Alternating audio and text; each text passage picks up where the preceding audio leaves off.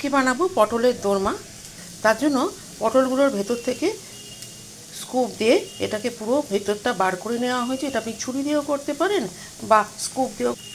এই যে এই জিনিসটার মাধ্যমে ভেতর থেকে পুরো ঘুরিয়ে ঘুরিয়ে ঘুরিয়ে ঘুরিয়ে এটা আপনি করতে পারেন। বের করে নিলাম। এবার পটলগুলোকে ভেজে নিতে হবে।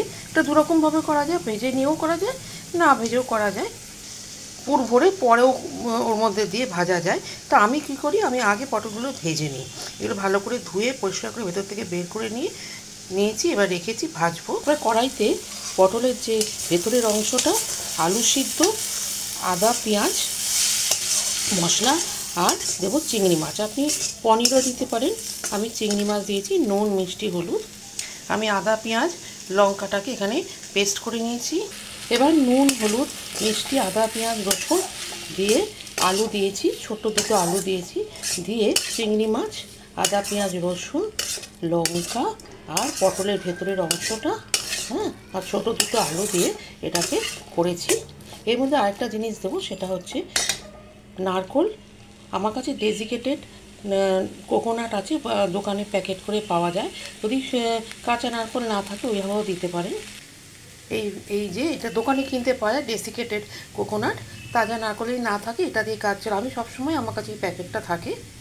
আমি নারকোলটা দিলাম। নারকোলটা দিয়ে এবার এটাকে নাড়তে হবে, নেড়ে এটাকে মিলিয়ে নিতে হবে। নুন মিষ্টিটা যেন ঠিক হয়। আমি এটা আমিষ করছি, এদের চিংড়ি মাছ দিয়েছি, খেতে ভালো লাগে। আপনি যদি ভেজ খেতে চান তাহলে পনির দেবেন, পনির দিলেও হবে, সেটাও ভালো লাগে। এবার এটাকে ভালো করে ভেজে নিতে হবে।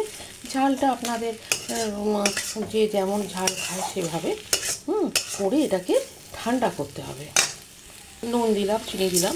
এটি বাঙালির একটি ঐতিহ্যশালী রান্নার মধ্যে পড়ে। যে কোনো অনুষ্ঠানে আমরা এই রান্নাটি, এই পদটি হয়ে থাকে। এটা সব বাঙালিই খেতে ভালোবাসে। বাঙালির একটি ঐতিহ্যশালী রেসিপি। যে কোনো অনুষ্ঠানে, বিশেষ অনুষ্ঠানে, বাড়িতে গেস্ট আসলে, এবং এটা স্টার্টার হিসাবে বলতে পারেন, আবার লাঞ্চেও এটা দেওয়া যায়, মেন কোর্সে। আবার আপনি বাড়িতে গেস্ট আসলে স্ন্যাক্স হিসাবেও এটি ব্যবহার করা যায়। এবার দিলাম গরম মশলা। গরম মশলা দিলে ভালো হয়, লঙ্কা তো বেশি দেওয়া নেই, গরম মশলা দিলাম। গরম মশলা দিয়েও আমি এবার এটাকে ভালো করে নেড়ে নিলাম। আমি এর মধ্যে নুন হলুদ দিয়েছি তেলের মধ্যে, সর্ষের তেলে ছাড়া এটা ভালো হয় না। এটা ঘি মাখন কোনো কিছুই ভালো লাগবে না। সর্ষের তেলে পটলগুলোকে আমি ভেজে নেব। যতগুলো পটল আছে বারবার করে ভেজে নেব সুন্দর করে।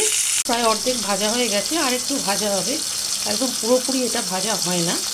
এটি আমার এক দাদার অনুরোধে সে খাওয়াতে বলেছে।